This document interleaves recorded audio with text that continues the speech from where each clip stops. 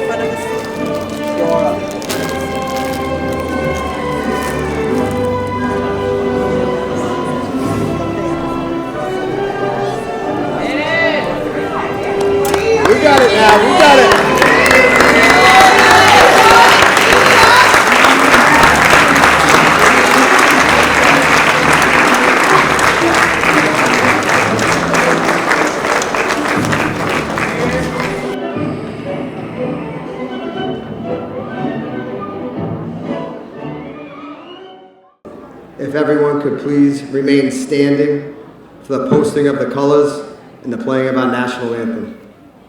Forward! March!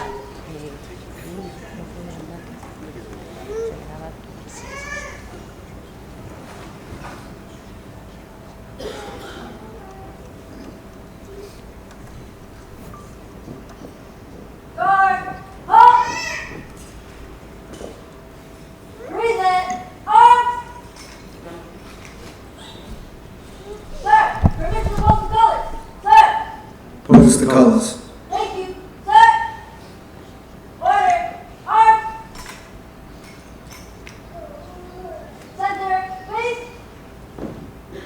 Ready? Smoke!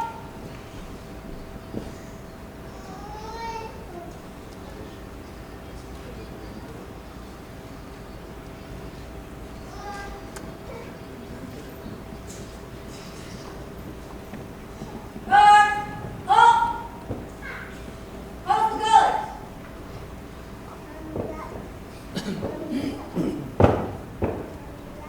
Present. Arms. Oh, say, can you see by the dawn's early night what so proudly we hailed at the twilight's last gleaming to sunshine and bright stars through the perilous night. For the ramparts we won were so gallantly streaming, and the rugged terrain the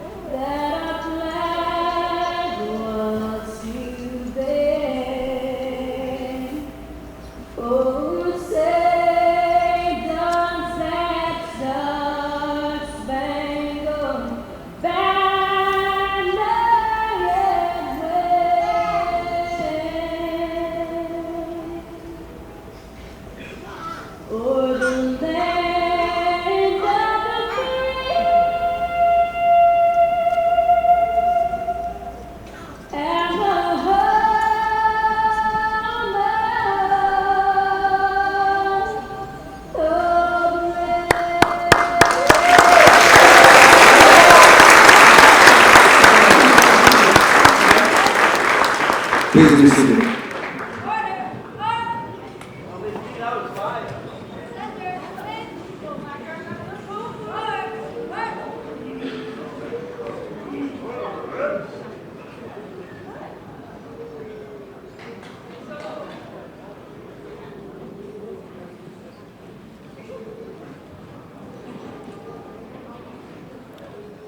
Welcome, everybody. Welcome to the 2025 Whaling City Junior Senior High School graduation and commencement ceremony. A little bit of housekeeping. Put your phones on silent. If you need to use the restrooms, out the double doors, take a left down the hallway. And don't play music. So welcome once again. My name is John Tweedy. I'm the principal at Whaling City Junior Senior High School. I'd like to recognize all the members of Central Administration, some of our school committee members. Mr. O'Leary will be here momentarily. He's always working hard for you guys, but he is on his way. So every year I stand up here to address all of you, and every year I am more excited and proud of what our school has evolved and manifested into. A location where we put students first and create essential and meaningful pathways in an effort to generate meaningful student outcomes. The field of education is the most rewarding and oftentimes most frustrating occupation, but it is a vital and indispensable part of the social fabric of any city and or community. Our job as educators is to work in a collaborative effort with our colleagues, families, community partners to help identify the best educational course of action for our students. The business of education and the bureaucracy surrounding our institutions can often overshadow our real purpose, the business of people, of human beings, of students. So when we focus on people, we drown out the noise and focus on who and what we want to become as a school. We can't be stopped. Our school redesign and realigned focus over the last 5 years has seen our enrollment double, and positive outcomes of this shift have been realized in a number of graduates who have walked this very stage. Our graduation rate has climbed from 48% in 2021 to what looks like roughly 83% this academic year.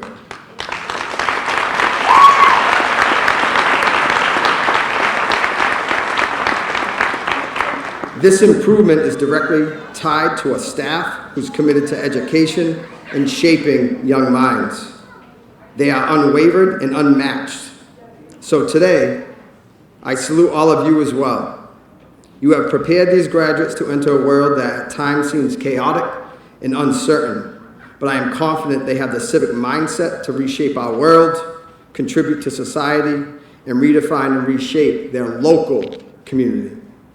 I believe strongly in what I am telling you because our expanded course offerings over the last half decade have been designed to meet the acute needs of our students in this fast-paced and ever-changing world. Our course offerings now include CTE Math, located in our new Whaling City workshop, financial literacy, personal finance, school to careers, forensics, and psychology. Perhaps most important of all, we've developed a deliberate and calculated academic support program, which has allowed us to recapture students who may have been thinking of dropping out and who are thinking of dropping out and graduate them via our Massachusetts High-Set Diploma program.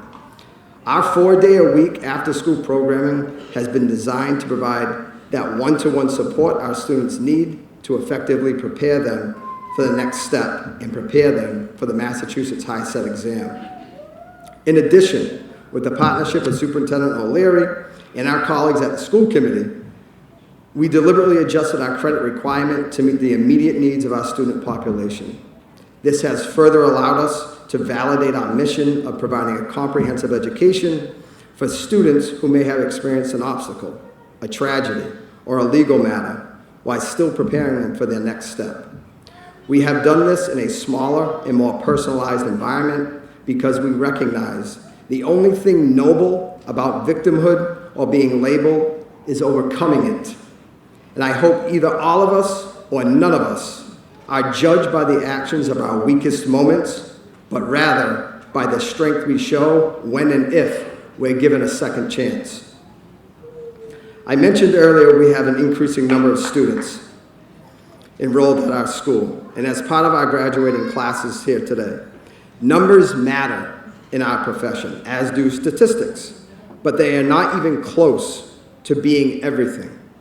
There is often a desire to validate everything we do with data, but that's backwards. It's making something important because you can measure it and not measuring it because it's important. But nonetheless, we acknowledge those graduation numbers because they represent people. They matter and speak to the level of commitment of our graduates have put in and that we are building together here at Whaling City. Having valid and optional pathways towards academic excellence and coordinating those pathways with community partners and local businesses is the job of school educators, and especially the job of educators in a gateway city like New Bedford. So we took a look at the way we were doing things as an institution and decided not to continue to do things the same old way. As my father used to say, the status quo is just another term for the mess we're in. So I commend the New Bedford Public Schools, Superintendent O'Leary, Deputy Superintendent Ungst, and the Office of School Performance for always supporting us in our venture. I especially want to thank my staff, who make it all possible, and of course, all the parents and families gathered here today. You bought into our vision, consistently providing feedback and believed in what we are building at Whaling City. You never gave up. You worked with us in a collaborative fashion, and we helped rebuild our school into a destination as opposed to a consequential placement. It took a lot of hard work, but remember, our oath and commitment to all of you has no expiration date, and we will never be outworked at Whaling City. To our graduates, life has a way of challenging you. Either nothing happens at all or everything happens all at once. How you respond in those moments will determine your success. And that goes for everybody in this room, not just those crossing the stage. So graduates, as you step away from your high school career and begin to identify your own path, please recognize that the political tension, the never-ending stream of social media posts from so-called experts, and the breaking news updates you constantly receive are designed distractions. Stay focused on effectively executing your plan. Do not fall victim to this trap. Understand that every emotion to those distractions is natural, but not every action is acceptable. I encourage you, never confuse confrontation with conviction. Understand that engaging in ridicule and social media debates is where weak people reside. Allow your actions, both professionally and personally, to write your life story. Get the small things right. Show up. Work hard. Don't quit. Ask some questions along the way. Don't allow yourself to be labeled. Being victim nowadays has provided people with a false sense of currency that has empowered them to constantly find an occasion to be offended. But remember, there is always someone who has had it worse and done it better. Those are called success stories. The world is changing economically, physically, and of course technologically. It always has and always will, so relax. But it does not feel as if the worldwide advancements, especially with regards to technology and artificial intelligence, have been completely beneficial. It has divided us more deeply and separated us more acutely. Whether it's with political rhetoric, posturing, posting, and positioning, or it has simply separated us from our families at our own dinner tables, it has affected us all in some way. Therefore, I urge you graduates to remain diligently focused on creating worthwhile human experiences for yourself, recreationally, professionally, even in your personal lives. Get out there, look people in the eye, advocate for yourself, for what you believe, and do what you think you're worth. The world is starved for strong leaders. It is a battle of the hearts and the minds, and you have a role to play. Those changes will always be more impactful when they occur in the real world. Things do not immediately change people. People allow themselves to be changed because of the quality of their thoughts And oftentimes, they use those things as excuses because it's convenient. But as we say at Whaling City, no excuses, only solutions. Excuses sound best to the ones providing them. It's not what you're capable of, it's what you're willing to do. The time we have on this earth is precious, and it is required to be managed efficiently in order for us to get where we want to be. The gap between your current life and the life you want is called focus. You are not overwhelmed, you're unorganized. Reset your priorities and make your personal goals priority one. I remind you though, there's that old saying, show me your friends, I'll show you your future. You must surround yourself with like-minded individuals who are positive, intentional, and willing to chase their dreams. Always fly high with eagles, not low with egos. Recognize that there are three types of people in this world: those who watch what's happening, people who wonder what's happening, and people who make things happen. Go make things happen. Lastly, whatever path you choose, remember, don't kill them with kindness, torture them with success. And if no one has told you this today, we all love you. I love all of you, and you will always hold a special place in my heart. No matter how dark it gets, how difficult it becomes, promise me that you'll hold on to hope. We need to be greater than what we suffer. So in closing, I will say what I've said at the closing of every Whaling City graduation. As we look around here today, at all the people who have made us become who we are, I know it feels like we're saying goodbye, but we'll carry a piece of each other into everything we do next to remind us of who we are. And we are Whaling City. Go live your dream. Thank you very much.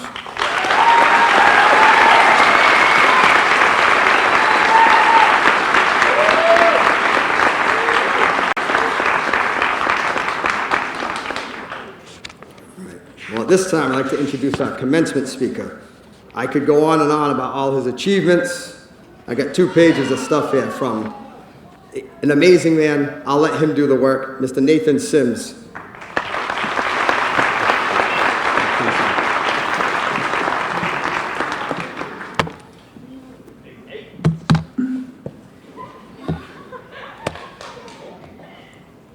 All right. Good sound. I like it. It's so good to see all of your smiling, beautiful faces here this morning. First, I'd just like to take a moment just to acknowledge everybody in the room and to thank you all for welcoming me in this space to have this opportunity just to celebrate such a huge accomplishment and a momentous occasion in all of your lives. So, ladies and gentlemen, families and friends, but most importantly, my seniors and my future world leaders, congratulations.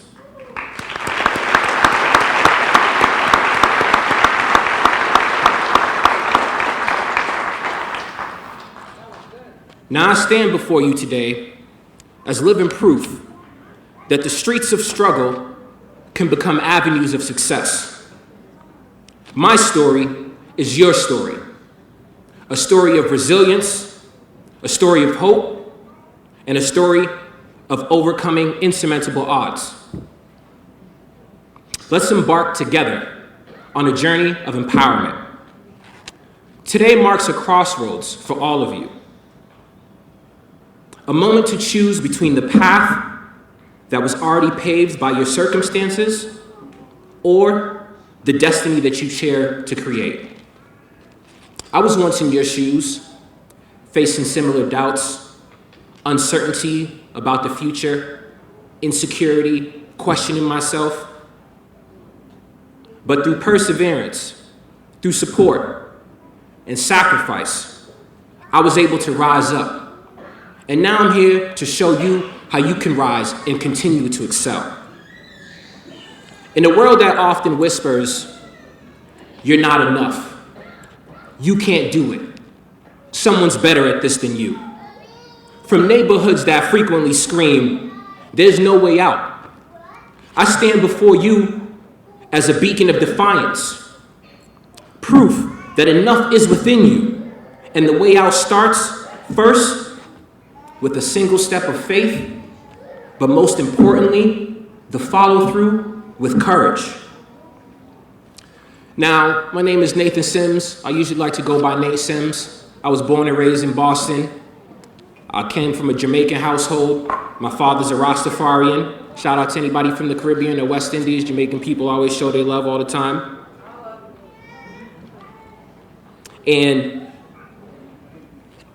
I'm not from New Bedford. I didn't grow up on the streets of New Bedford. But I'm from the mean streets of Boston. Don't get it twisted. This calm, cool, collected demeanor that you see in front of you had to go through life-changing experiences, points where my life was on the line, seeing close friends get stabbed, seeing people get shot. And this is an opportunity for you to understand that you're not alone in your experience, as isolated as you can be or may feel. I entitled this piece, From My Streets to Yours, an opportunity for us to unlock our strengths and to overcome our obstacles. Now, in the household that I grew up in, two-parent household, had my mom, had my dad, up until the age of 16. I'll talk a little bit more about what that looked like later on. But in the neighborhoods that I grew up in, there were signs of poverty, people having to overcome adversity, issues with healthcare, lack of representation, lack of support. My mom used to work nights as a nurse, and my father was a drug dealer. He used to sell marijuana. How ironic it is now that marijuana is legal. I'll get back to that a little bit later. I remember wondering sometimes where my next meal would come from, how I was gonna get to school, who was gonna look out for me, where was I gonna go, where was that change gonna come from? That's why decision making is important. The decisions that you make now, although you may not be able to see it or understand it, I actually think that a lot of you will be able to see that and understand that. They're gonna have ramifications on the rest of your life. They're gonna affect where you are tomorrow, 5 years, 10 years. Decision making is power. At 15 and 16-year-old, I chose to invest my time working with my local community center, playing ball over the summer, getting a youth job. And due to these different forms of engagements, I was able to work with a phenomenal community center named Bird Street Community Center. That was one of my first official jobs. I became a certified peer mediator when I was a senior in high school, and that's actually how I met Matt Salinas. You may know Matt, tallest white dude in here, nicest guy you've ever met. My connection with Matt gave me the opportunity to be exposed to so many different avenues. He actually doesn't know this, but he gave me the first chance I had to ever speak in front of a group of people. Having that belief in me, giving that opportunity to address people, gave me the exposure to live into my purpose. You know that moment where you're just doing something and it just feels right? It doesn't feel like work. It brings joy and happiness to people. It makes you feel good. It's the same way that I feel right now. And what I want to encourage you all to do, as you choose your dreams, as you choose your passions, as you find out where your purpose is and where your life is going and what your direction will be, hold on to those administrators, those mentors, the teachers, your parents, and good friends that support you, that push you forward. As I grew older, I realized that my worth wasn't defined by my neighborhood. The color of my skin didn't define the content of my character. My family's income, my grades, none of those things mattered. It was my thoughts, my actions, and my aspirations. I discovered my passion for leadership and for public speaking, and in that, reinforced and refined adversity, commitment, and really understanding that while everybody wants to be rich, a lot of people aren't willing to put the work in. And richness and wealth is not measured in income or monetary gain. It is measured in the value of your relationships and the strength and the love in your heart. Self-awareness helped me to shed doubt and to embrace my strengths. And you too have inherent worth and unique gifts. So take the time to nurture them, to support that in others, and to be able to share it with the world.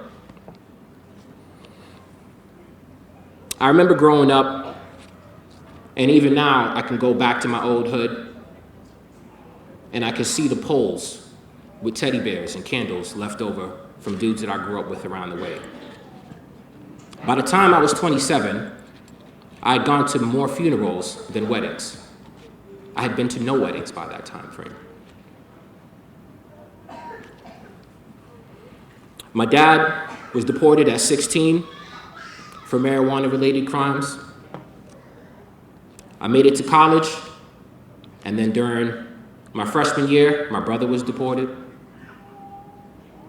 A year after that, my mom was deported.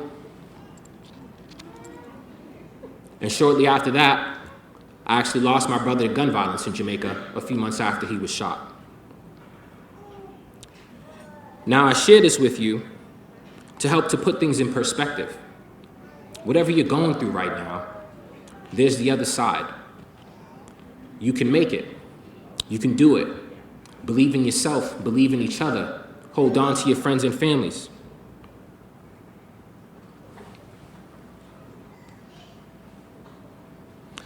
So, as you all stand now at the crossroads of your youth and your greatness, just try to remember one thing. Your streets may have shaped you, but it's you that defines your destiny. Rise up, claim your power, and form a legacy that inspires future generations. You are the phoenix rising from the ashes of adversity. You are the beacon of hope in neighborhoods that need light. Your voice matters. Your life counts, and your future is bright. Unleash your potential and become great. From my streets to yours, I want to pass the torch of resiliency, of perseverance, of hope, and unstoppable brilliance to all of you. Catch this flame, hold it high, embed it in your heart, and illuminate your path. Because as your principal said, you are the leaders that we've been waiting for the future. Lead us forward. Never give up and never surrender, and don't stop believing. Thank you.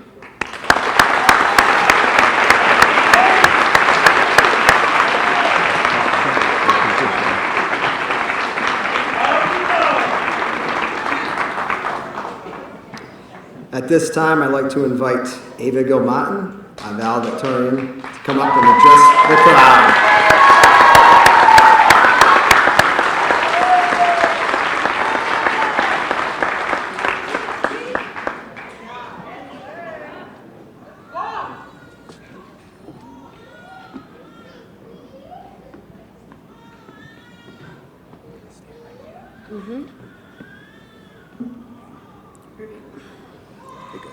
Okay. I'm not a public speaker, so if I look nervous, that's why. Good morning, everyone, faculty, family, and friends. As we gather to celebrate this major achievement in our lives, I want to take a moment to thank those who helped us along the way. Our dedicated teachers and our hardworking staff who believed in us even when we doubted ourselves, and our families and friends who stood by us through every up and down. Throughout our journey, we've all faced obstacles, some visible, others deeply personal. But what defines us is not the hardship itself, but how we chose to rise in the face of it. Whether it was late nights spent working, balancing responsibilities at home, or moments of self-doubt, we pushed forward with resilience. Today we stand not just as graduates, but as individuals who have learned to persevere, to adapt, and to believe in our strength. This is more than a celebration of academic achievement, it's a tribute to our growth, grit, and the power of never giving up. To my fellow graduates, the road ahead is unknown, but we carry with us everything we've learned here, both inside and outside this classroom. Let's move forward with courage, with kindness, and with the confidence that we are ready to make a difference. Congratulations, class of 2025.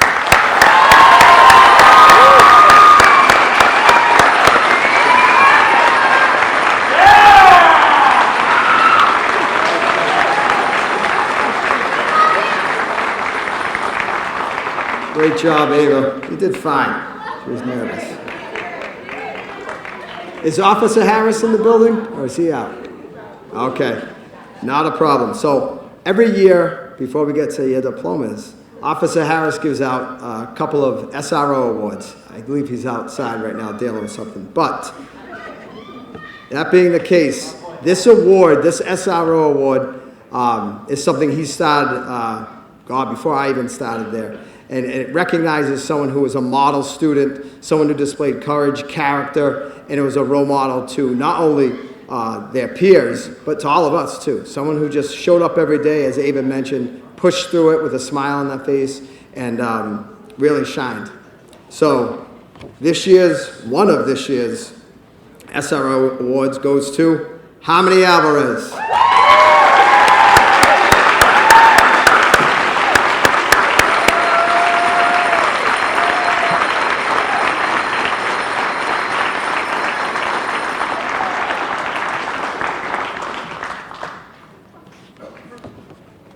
And our second SRO award goes to another young man I've known for a long time, Anthony Villar Montero.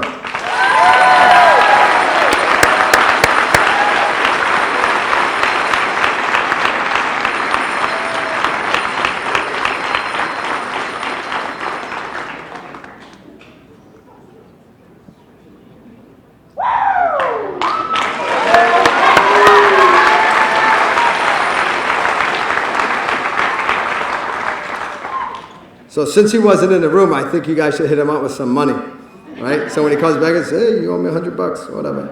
All right, so at this time, will be the presentation of the diploma. So I'd like to invite Mr. Curran to come up and provide the diplomas, and let's get it on.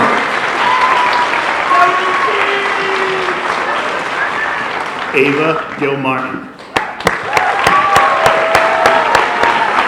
Cameron Alves Miranda. Diama Anaya Colon.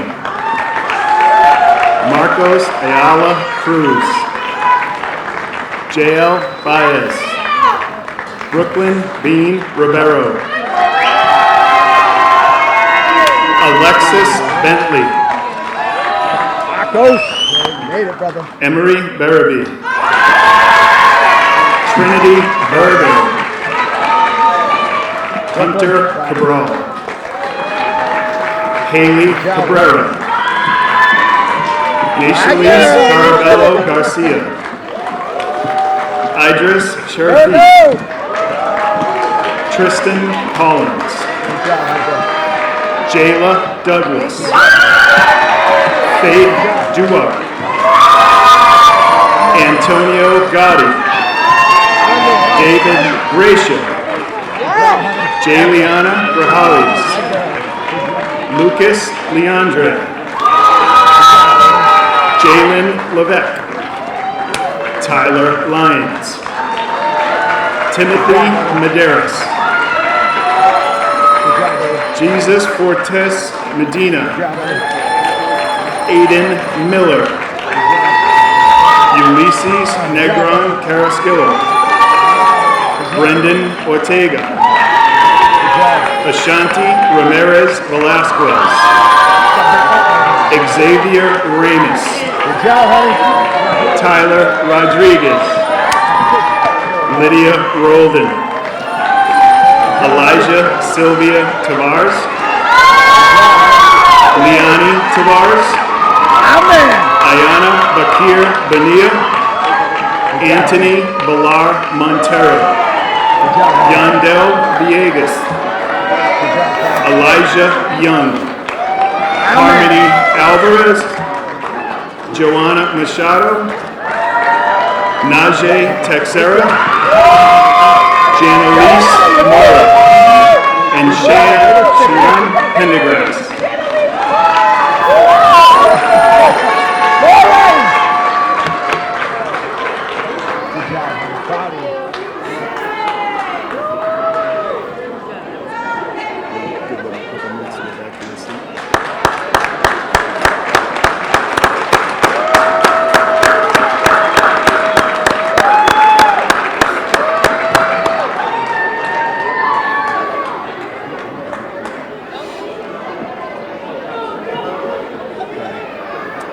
At this time, we would like to recognize our class of 2025 High-Set graduates from the Whaling City Junior Senior High School High-Set Academy. Yamali Camacho, David Matters, Ralph Morales Rivera, So that's a long one. Jemiah/West, Good job, man. Tina Tafara, Nyrel Vaz, Good job, man. and Anthony Villatoro Maglone. Oh, yeah, you can't. Nice job, Anthony.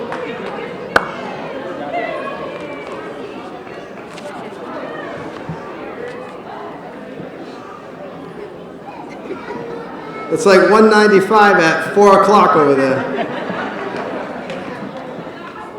So one more big round of applause for all our high-set and high school graduates.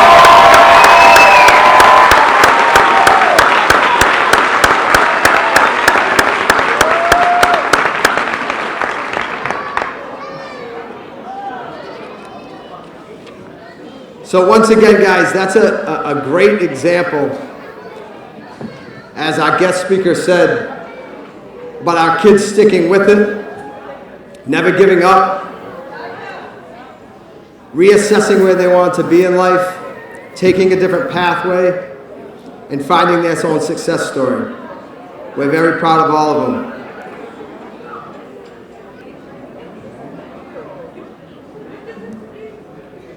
So at this time, we'd like to recognize the graduating class of 2025 for Whaling City Junior Senior High School. Congratulations, guys, you did it.